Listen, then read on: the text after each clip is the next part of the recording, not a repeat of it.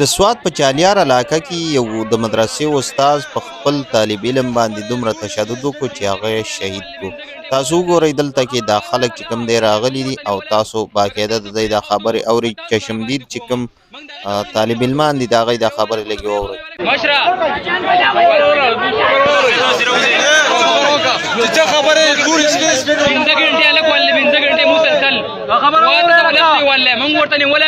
وکه تاسو پرېښودو په تاسو به راباندې کومه موږ د هغې د ولې نه پرېښودو یو هلک ورته پرېښودو یو هلک پرېښودو هغه ته یې وویل ستا نچر ګوټۍ خلاصېږي په تا راباندې کوم خندلې قاري صاحب چې و قاري صاحب ستړی شو ساه یې بند شو یو عمر دی یو عمر دی یو بخت یامین دی یو عمر دی یو بخت یامین دی قاري صاحب یو محسن دی او محسن ډېر غټ بړوا دی غټ بړوا دی محسن اخو پرېږدئ اخو پرېږدئ زه چې څنګه راوخوتم ما باندې اوس په خبرې ساعت باندې ښه څنګه راوخوتو دا خبره یې وکړه د محسن دا خبره وکړه چې دا هلک مړ کړئ کور نه والجت راغلی ما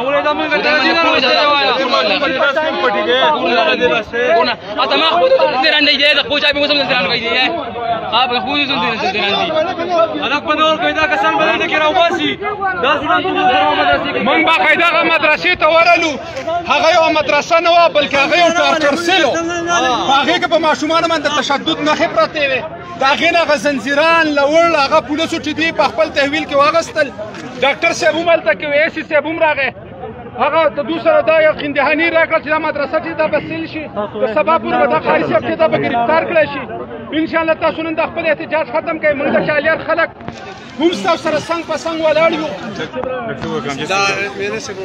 بسم الله الرحمن الرحیم. د چالیار د مدرسې کوم ځای کې چې فرحان ایاز باندې انتهایی تشدد شوی او بیا هغې نه بعد هغه خپل ژوند چې دی هغه بایللی و د هغه مدرسې یو بل ماشوم موږ سره ولاړ دی دا د هغه تمام واقع یعنې شاهد هم دی د یو څو خبرې تپوس کوو. السلام علیکم بچیا ستا نوم څه دی؟ یمان شاه. خلک تیز وایه دا راته ووایه په مدرسه کې ماشومانو باندې اکثر تشدد کېږي او که نه او دې ماشوم باندې چې تشدد کېدو تا لیدلی و په خپله څنګه شو ووایه؟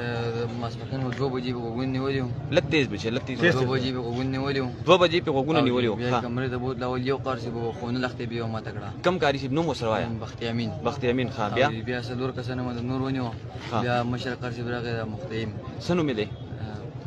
عمر فاروق. او دا ښه هغه بیا راغی بیا دا مې دنده کمره بنده کړه او دې به غوږونه ونیو وړو ته پاستر کړه ونیو چابک یې مات کړو غوږونه یې مې نیولي ماښام موږ د لږ ټیم و دې بیا راولیدو خپل لاسونه کار ختم کړو بیا پرېښود بیا یې کېناوه بیا یک میکې وکړو بیا راغی بیا به غوږونه ونیو بیا لږ ساعت وشو بیا ما ته یې اوبه راوړه ما درې بیا راوبه ورکړې ما به دې لاس باندې ستر کېښودو درې بیا یې ډاچکه وواله دا تقریبا څه ټایم و کله چې دا ډسکه وواله؟ دا دي مازدیګر موږ خوراک کوو مازدیګر مونځونه شوي ډېر نه وخته.